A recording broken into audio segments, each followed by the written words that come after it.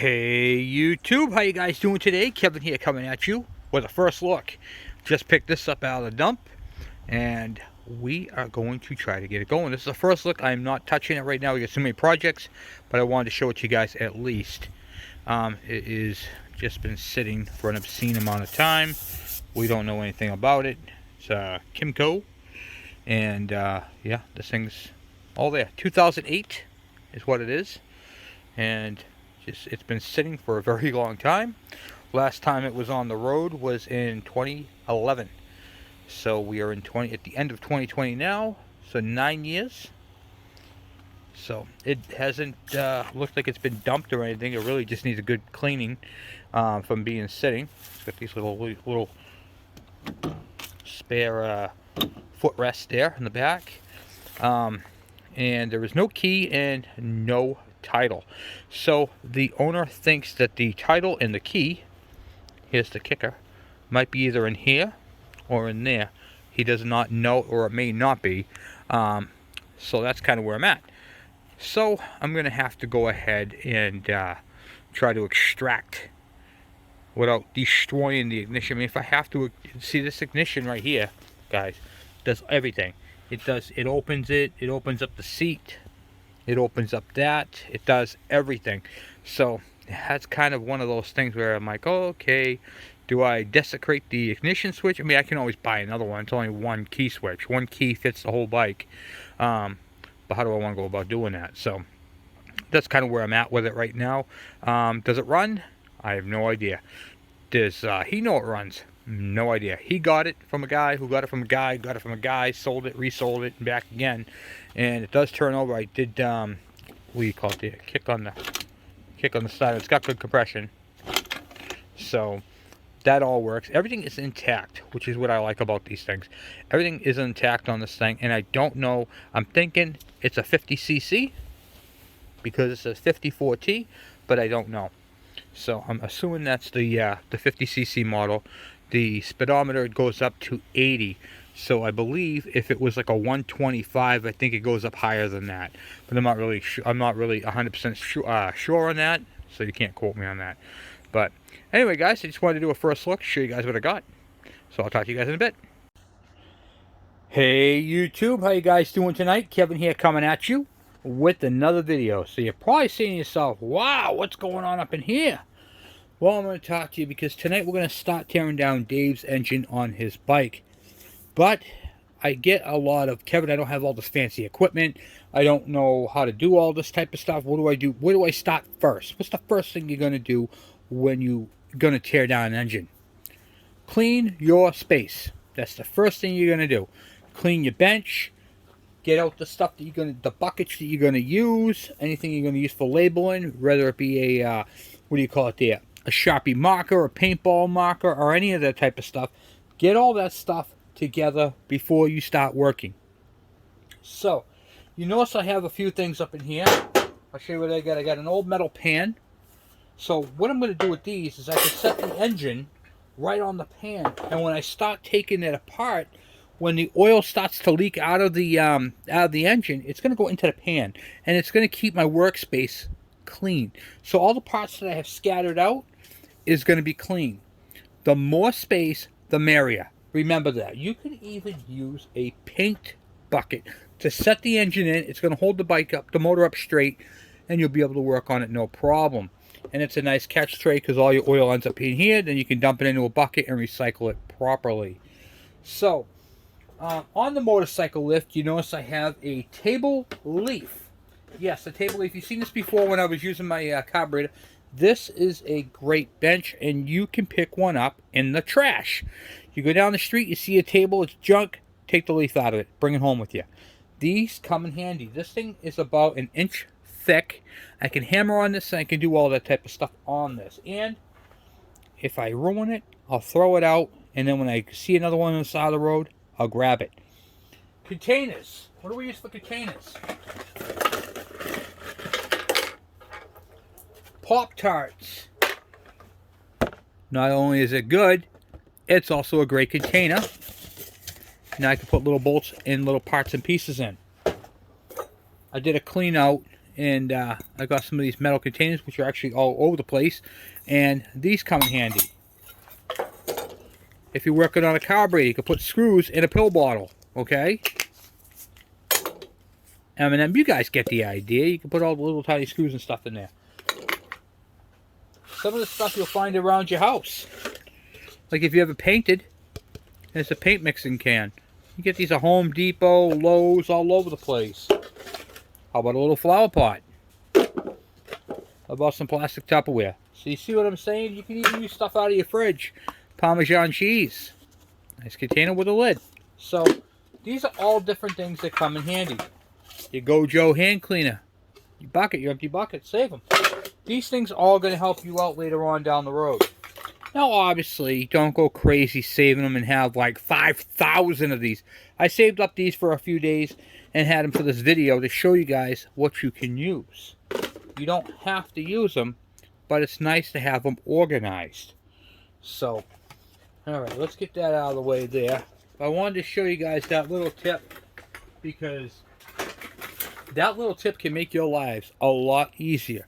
Now we're going to be disassembling the engine and we're going to be seeing a lot of rust on this motor. A lot of corrosion. WD-40 is what I prefer. Now I'm not sponsored by these guys, but I do love this product. Water distribution, okay? This stuff is awesome. This is industrial size. This is more of a cleaner than it is a lubricant, but it does lubricate, which is nice. It breaks stuff free. It's got like a type of catalyst in it or something. I don't know how it all works. But anyway, it tells you in the back of all what it does. Shake hand well before using, blah, blah, blah. You guys get it. Alright, so first what I'm going to do, even though I already did it, I'm going to take my clean rag and I'm going to wipe down my surface. I'm going to grab Dave's engine and get it on this bench. Alright, so we got Dave's, I call this the chopping block. So we have Dave's motor on the chopping block. And I'm going to show you guys what I use to put stuff in. Because I got so many of those little containers. I built this. It's just a bunch of containers and one of those old little radio flyer things. And now I can put all Dave's bolts into these right here. It makes my life a little easier. And I can see everything all together. So it's pretty cool how that happens. Alright, so we got Dave's motor out right here. And tonight we're going to break it down. We're going to start taking off the jug. And, well, that's what we're going to do for tonight. We're going to take off the jug tonight and we're going to inspect the top end. Okay? And we have, this is a starter gear that came off. So we got to put all, that actually goes over there. Let's see, where's this go? Oh, this was on the other side of the casing. Alright, so we have that. We have to take off the clutch assembly and get all that type of stuff done. So we have a lot of work to do. So, if you guys haven't, hit that subscribe button and the bell icon so when I post a video, you guys get it. Alright, I wasn't sure if I already said that, so I'm saying it again. Alright, so the first thing you can see is corrosion on all these bolts. So let's blow you guys up here a little bit. Alright, and this is where the WD-40 comes in. This bike has clearly been sitting. Alright, let me get a pan to put this on first. Just telling you guys about that, and I didn't do it. Okay.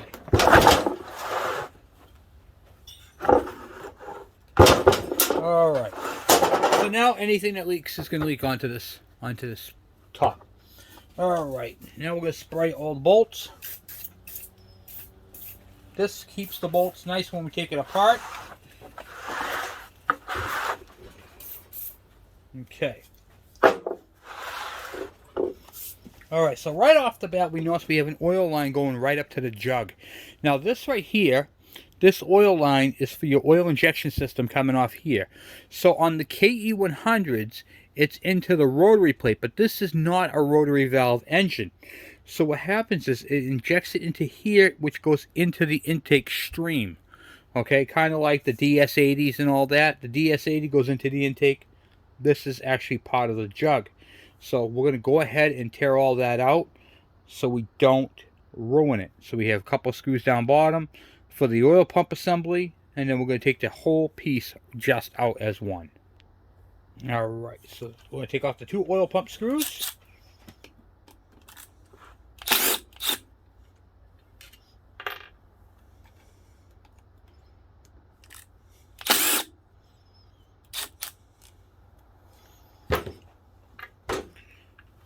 Same as the KEs, one long, one short.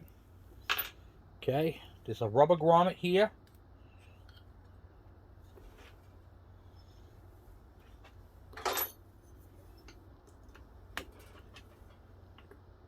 Okay, I'm not going to pull it out. I'm going to leave it right like that. And then I'm going to go ahead and take off this 10mm one right here. Pull you guys up a little bit so you can see what I'm doing.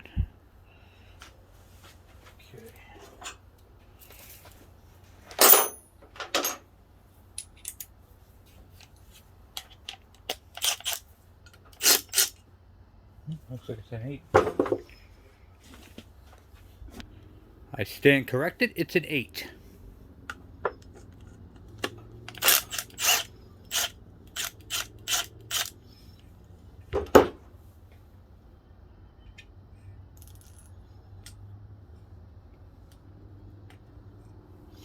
There is 2 washers. They're not really washers, what they are, the seals.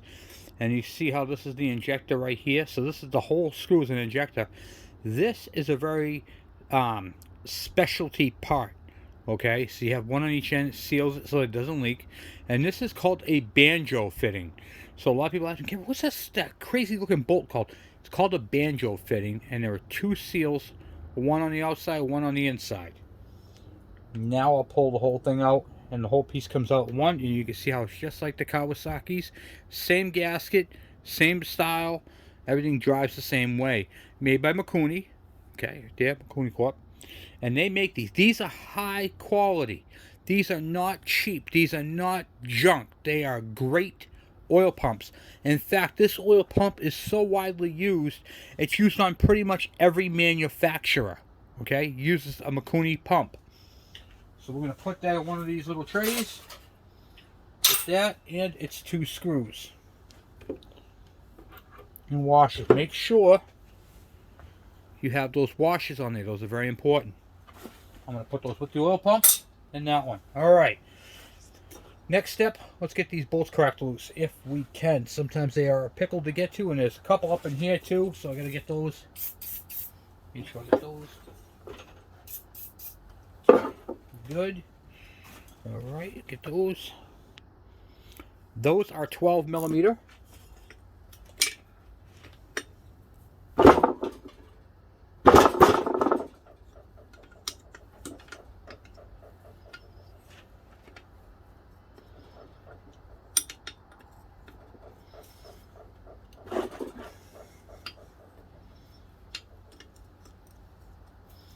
And they can be a pain to get out because of their location.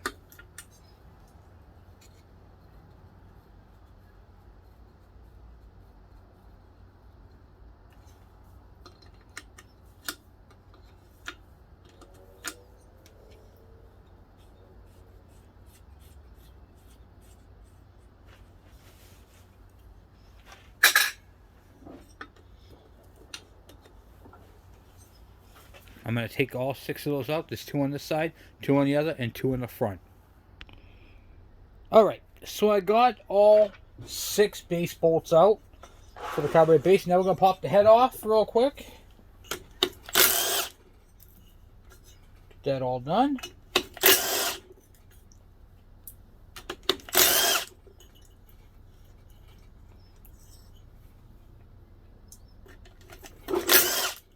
For 12mm bolts, or nuts I should say. Once you get this top off here. Okay. We can take a look at the cylinder, the combustion chamber. You can see the head gasket. Kind of been on there for a while. And there she is. The spark plug's halfway out of it. So we got that. Let's put that off to the side.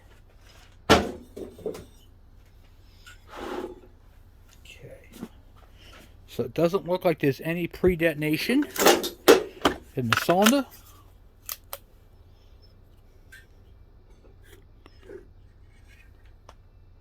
Cylinder actually looks pretty good in there. Alright, so we're good on that. So hopefully the skirts of the piston are good. That means that the cylinder is a good cylinder. So let's get this ripped off here somehow.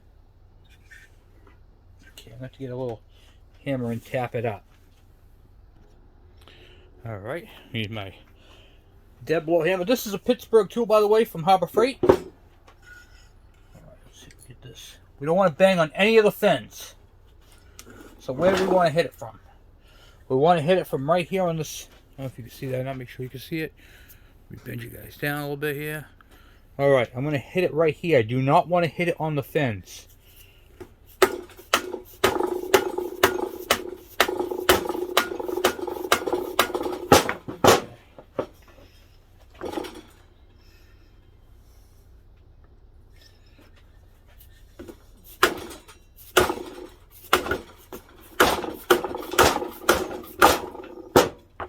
That, my friends, is in there.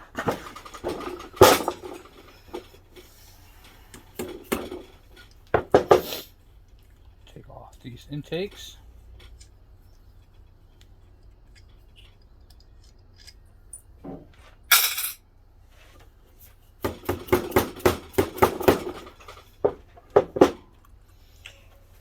Yeah, I have a lot of corrosion built up around the bolts. You can see the corrosion that's in here. This thing's going to come apart like an animal.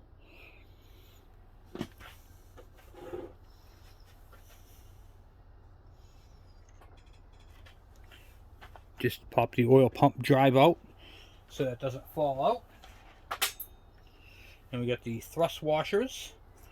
I'll show you what this is. This is the Kickstarter gear right here. And that is where that gear that I showed you ratchets onto. So I'm going to take all that because it's all going to be cleaned up. So that can just stay out there like that.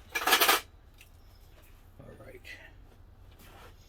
Got all that. I'm just trying to get some stuff out of the way so I can maneuver this thing a little better. Okay. Take out the...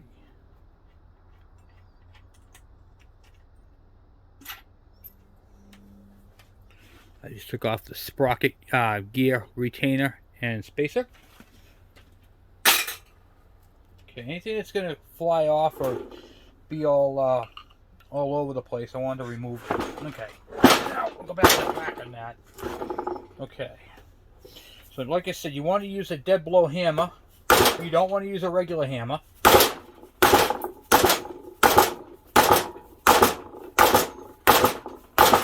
And you don't want to hit it on the fins. Now, it may seem like it's not coming, but keep doing it in the same spot. Just don't hit a fin, and it will come loose. So now after you get it loose on one end, it's going to rock it back and forth. To take the top end off, you don't have to remove the cylinder head on these. You can just take off the base screws because these studs are actually into the jug. So the only thing that holds the jug on is those 6 bolts. But these are just for the head. They're not like the Kawasaki's where the studs come all the way up through. Which means, which brings me to another point. When I take this off, that piston's going to want to come flapping down. It doesn't have the 2 studs to retain it. Okay.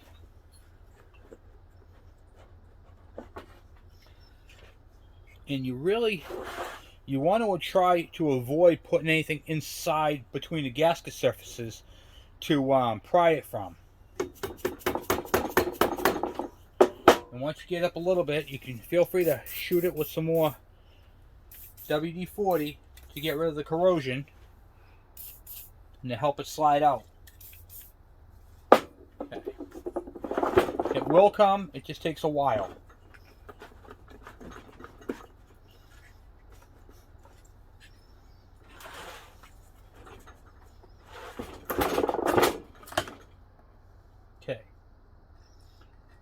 All the way up to the top. Hopefully you guys can see what I'm doing. Yes, you can. Good.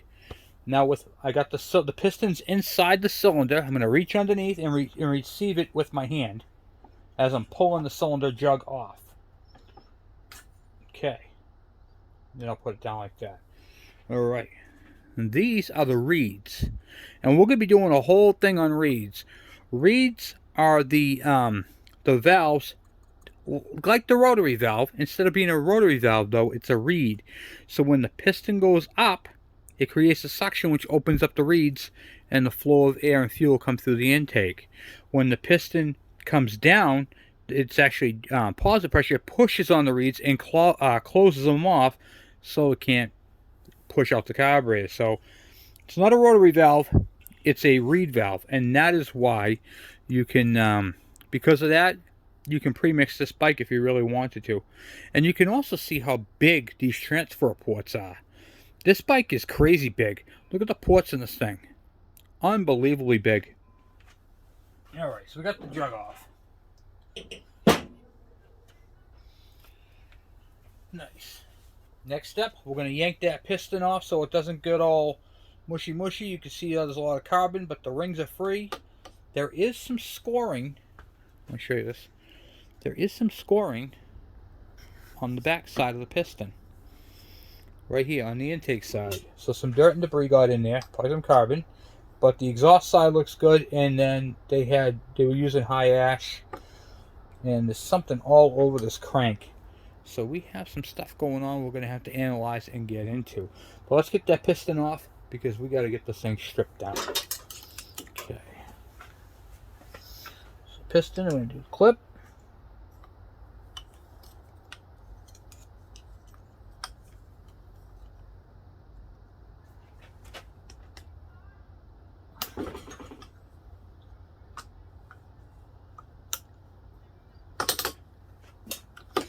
Okay, I got one retainer. Where are you guys? I got one retainer off. Oh, come on. I want to shrink it down. There we go. One retainer off. I'm only taking one out. I'm not taking both.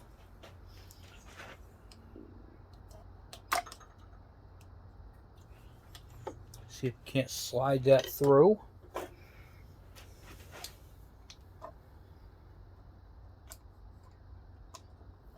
Oh, well, that's in there. Okay.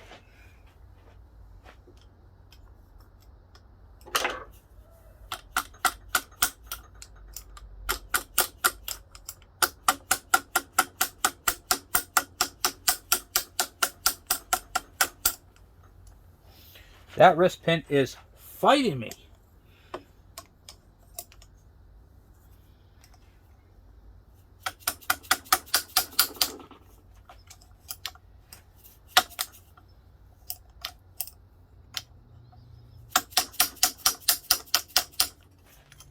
Alright, I'll be right back.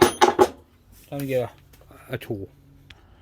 Okay, I'm going to use my piston pin drift, or punch, whatever you want to call it. And you can see how it's got the different steps on it for different wrist pins. I'll stick that right in there.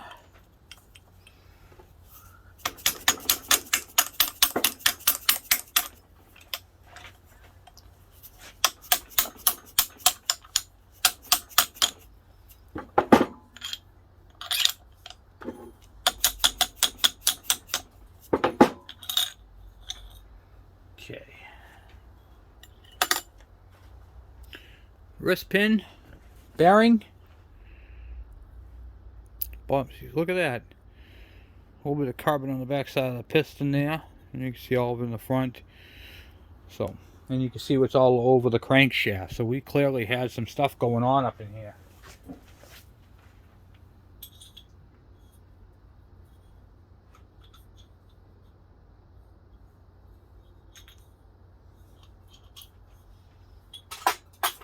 Okay. Alright. Now, that part's all set. Any little doodads that we can take off, we're going to take off. That's just a pop-in style. Like I said, anything we could take off this thing, it's going to make it easier. Okay. And now we got to disassemble this clutch. These clutches are kind of a pain in the neck, but they're not like over the top a pain in the neck. So instead of like on the Kawasaki's use bolts, he has these springs with these little pieces go in there. So we'll use a little spring piece, and we'll pull them, and then the retainer will fall out. If we're lucky. Might have to use a pair of pliers and pull them, but they do come out.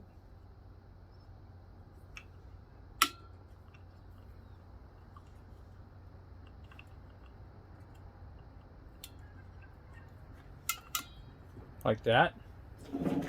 One. And I'm just using a pick to pull on the springs. That's all I'm using. So stick it in there like so.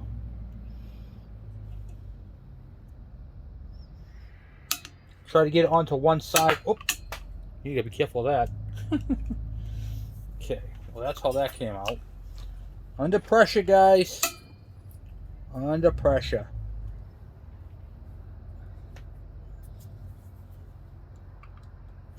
Okay. One there.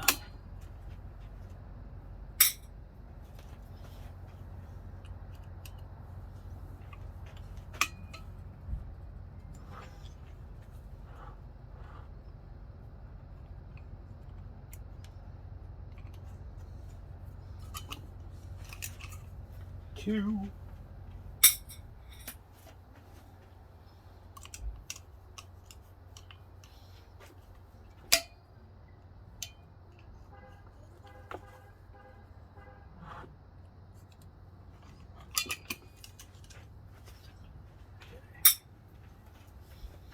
I know sometimes I make things look a little easier than they are, but these are very, very dangerous to take out. I don't even know why they came up with this style. It's really a crappy style. Because this thing right here can take your eye out. Especially if they go medieval on you.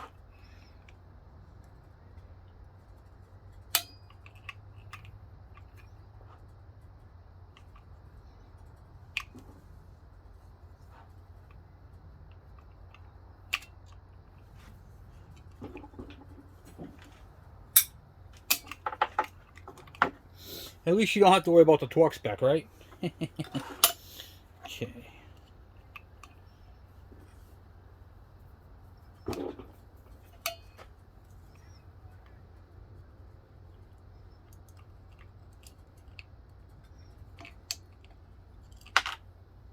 And don't worry, putting them in is just as dangerous.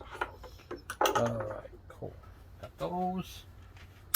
Like that. Alright, now the whole top piece comes off right there. That's the clutch.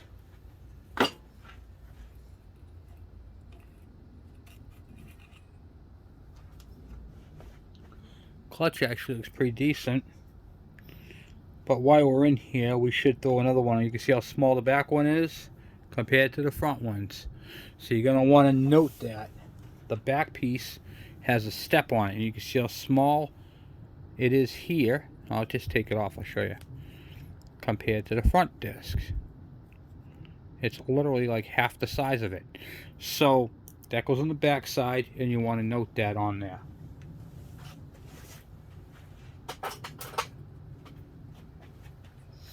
And this part right here is spinning. And a lot of people are like, Kevin, how do you get that piece to stop from spinning? Alright, because now you got the springs in there. So there's a little tab. I'll show you. I'll show you tab. Remember tab? That was a hell of a drink, huh? Okay, right there. See that little retainer right there? We're going to knock that back the other way so we can get a socket in there and zap that out. Alright, let's get that out of there. So now we're going to take a flathead screwdriver or a punch, but not a punch, a chisel, but we're going to use this. Just going to tap it up so we can get get it to where we can bend it back. Pull it away from the nut.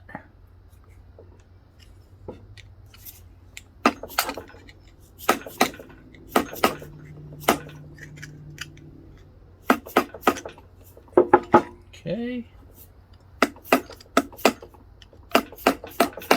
Nice.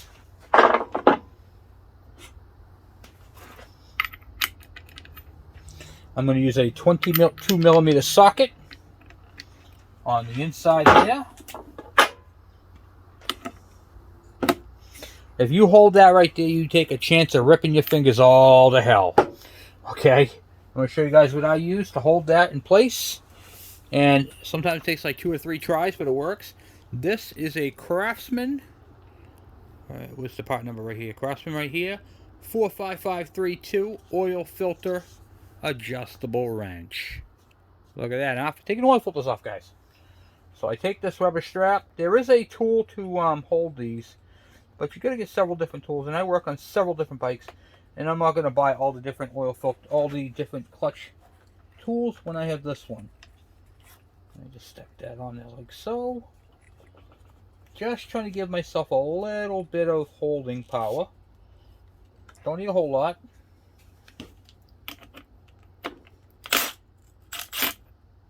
Boom, done. That's it. Then I'll take my little thingy, pull that off, like so.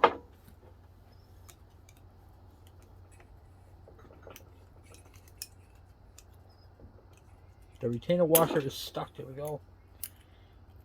Then that comes off like so, and then I got a nut and a retainer. Oh, that with the clutch stuff. Boom, and then this whole thing comes off.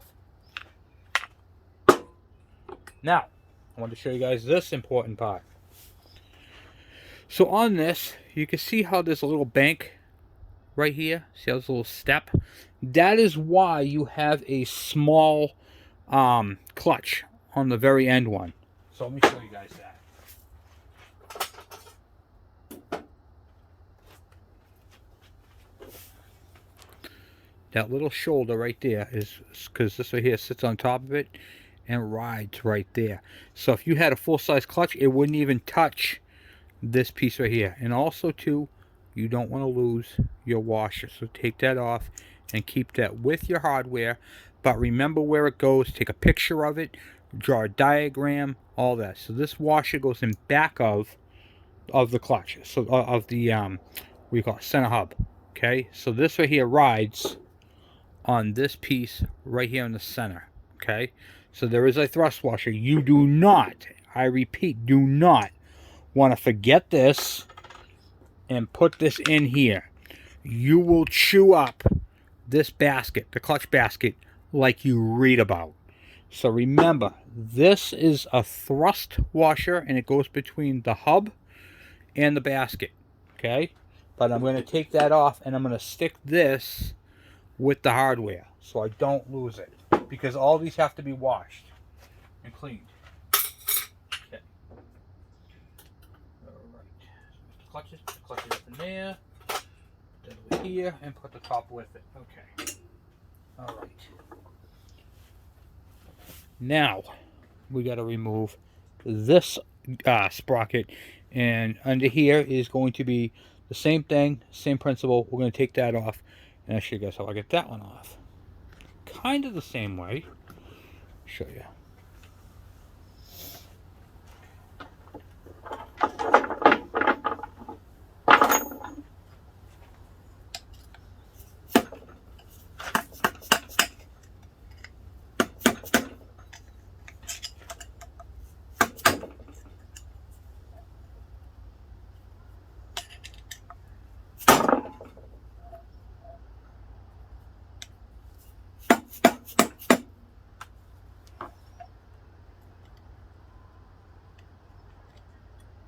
And evenly prying it.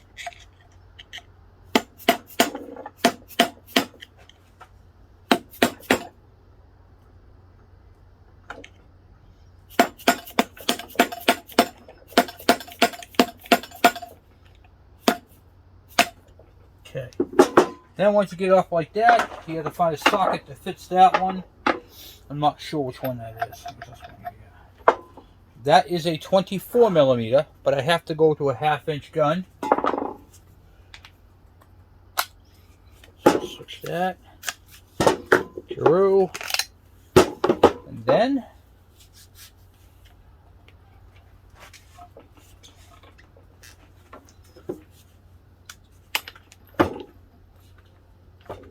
come on, get it on there.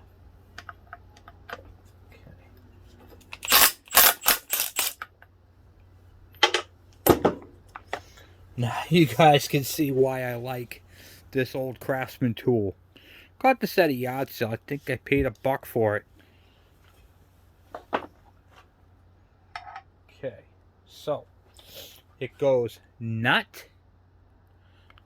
retainer, gear, but I want to show you this. there is a step to this gear. So this shoulder right here has to face the engine, like face the bearing. If you put it this way, you're this gear right here is gonna be too far in, okay? And it ain't gonna ride right. You're gonna wear it out, and it's gonna grind and make all kinds of noise. So make sure that shoulder right there faces the inner part of the engine, and there is a keyway we have to take out.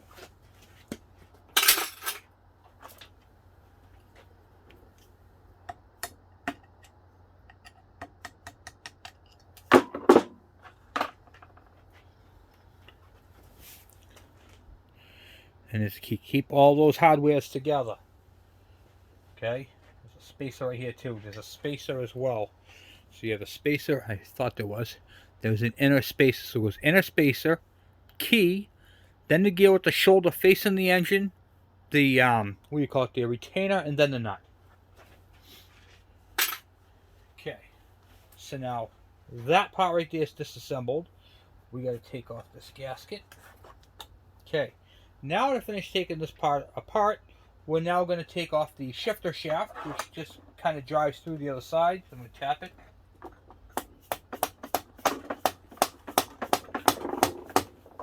And you'll see it start to coming out.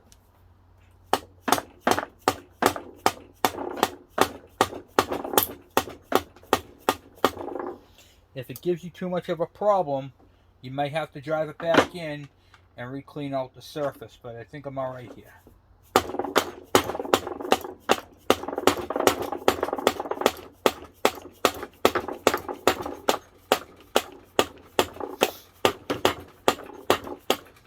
So I already cleaned it. Sometimes it just does that. Don't be intimidated by it. Right now I think I have to put it back in.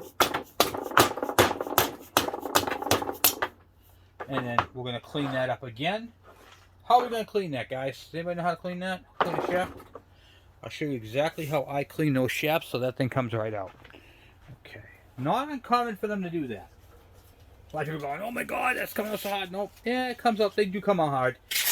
But, not uncommon. Okay, so what I'm going to do with that shifter shaft, it's just old, you know. Okay, so I'm going to wipe it down. I'm going to use some emery cloth, 240 grit, and I'm going to try to do it away from the, you don't want to do it on the teeth, okay, on the spline, I mean.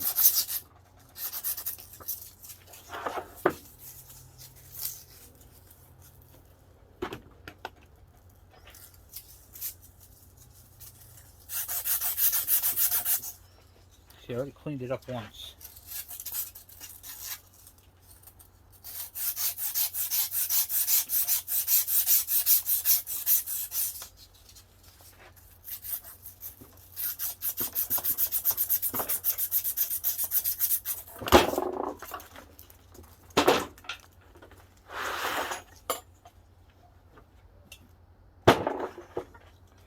Gonna put it right on the edge like this. You guys see what I'm doing? Yeah, okay, good.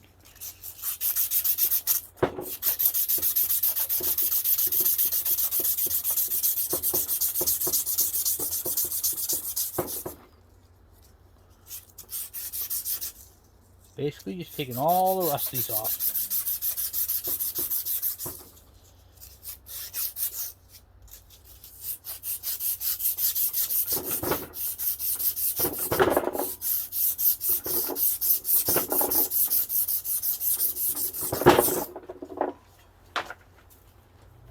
Down with the rag.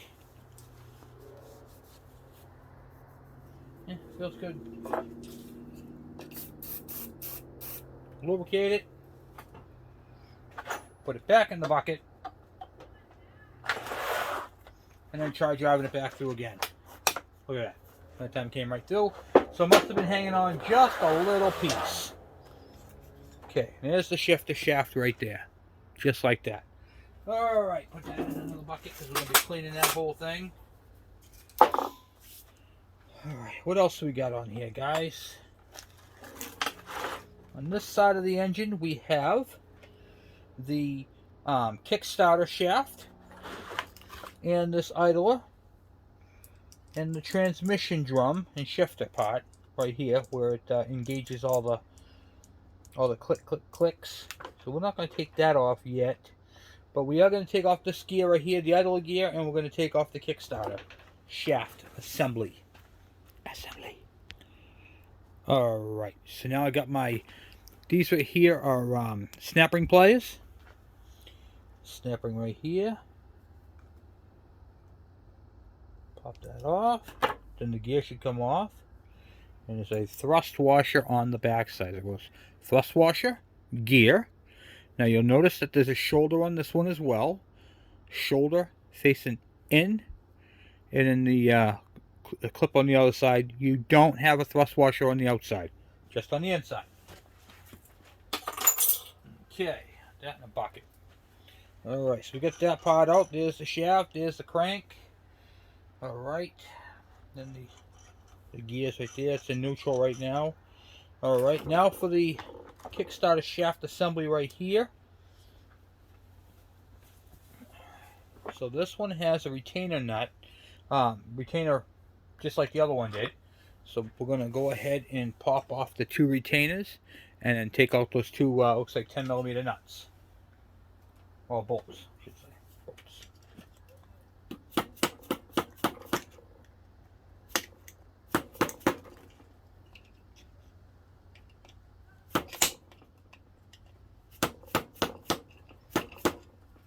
Okay. Then I'm going to grab my 10mm. Right there. Boom. And zap, zap, zapparoo. Switch out batteries.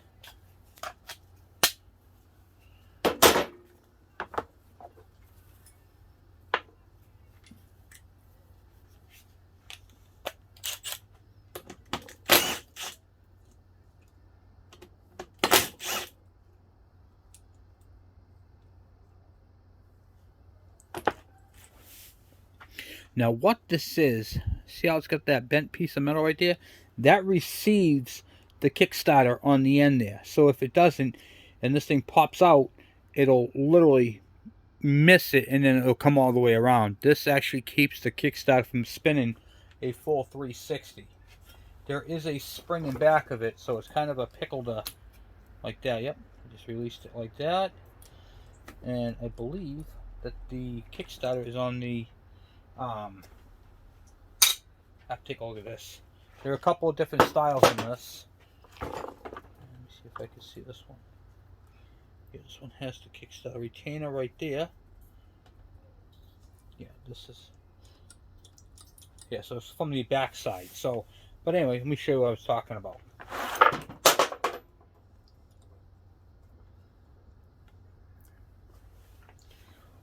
When this Kickstarter right here has sprung weight on, see how it's got a spring to it? Okay, that retainer keeps it in there, because if not, this part right here is going to shuttle forward. It's going to miss it, and it's going to go. It's going to try to go all the way around. See how far I can move it, and that's going to break the spring, and we don't want to break a spring. So that's what that is right there. All right, cool, cool, cool. Comes out the back side. Because it gets wider right here, so the whole thing gets assembled to the other side. Alright, so this side right here looks pretty decent. Let's just do a quick inspection of that crank, see if I can move it up and down. I cannot. Now on this one, okay, now let me show you the 2 different sides here. This is the reason why we have to take this apart completely to do crank seals. You can plainly see the crank bearing right here, right? Show you, blow you up here. So here's your crank bearing right here. On the inside, so you got the crank bearing here. On the inside, in here, is where your oil seal is. So on these, you have to literally split the case, not like a Kawasaki. Then, on the other side, the seal is right here. So the seal is easy to do on the magneto side, but not so easy to do on the what do you call it there? Right side of the motor. Now, this side right here has a hot bearing and a hot crank. What do you think is going to burn out first? This crank seal or this crank seal? My guess, the one inbound. So, does that make it a poor design? No. They did that. I'm sure they had a great reason for it. I don't know exactly why they did. Probably for clearances. But I mean, the crank feels really, really good. Let me check the left and right. Yeah. Yeah, the crank is good. It's got some, debris on it. But we're going to clean that, take that crank out. We're going to clean the whole thing. And we're going to put new bearings. We got brand new crank bearings for it and brand new seals. So let me show you guys. This is also the same as the 185 engine. So the 180 all the way up through the 185 series bikes, this is the same way. In fact, you're going to see this again when we do the ones on the DS80 because it's going to come about the same exact way. So there's going to be a little repetition here. Let me show you guys a few of the differences. But yeah, there's a lot to this. I want to take out that crank seal real quick. The what do you call it? The keyway. Just because I don't want to lose it.